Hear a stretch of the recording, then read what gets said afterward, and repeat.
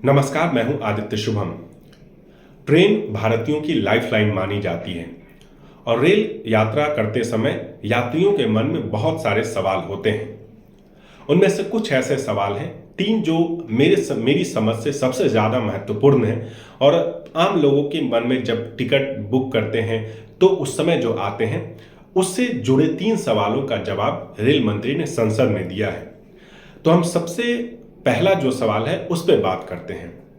Rail मंत्री से संसद में पूछा गया कि जो बुजुर्ग या मान्यता प्राप्त पत्रकार हैं या पहले जो अलग अलग कैटेगरी में जो रियायत दी जाती थी वो फिर से कब शुरू होगा।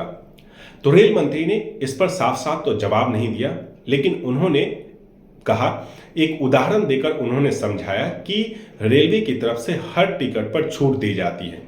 उन्होंने कहा कि अगर किसी टिकट का दाम जो है वो 100 रुपए है तो उसमें से 54 रुपए जो है यात्री से लिए जाते हैं और 46 रुपए जो है रेलवे जो है वो अपनी तरफ से देता है। दूसरा सवाल ये है कि आजकल मोदी सरकार पे ये आरोप लगते हैं कि उनका फोकस जो है, मोदी सरकार का जो फोकस है वो एसी ट्रेन पे ज्यादा है, जो नॉर्मल ट्रेनें हैं उन पे उसका ध्यान नहीं है।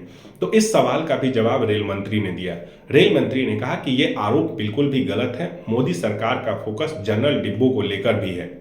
उन्होंने बताया कि इस महीने के अंत तक, यानी कि दिसंबर महीने के अंत तक रेलवे नेटवर्क में 1000 नए रेल जो जनरल डब्बे हैं वो जुड़ जाएंगे और जो आगे भविष्य में जो प्लान है वो 10,000 जनरल डब्बों को जोड़ने का है।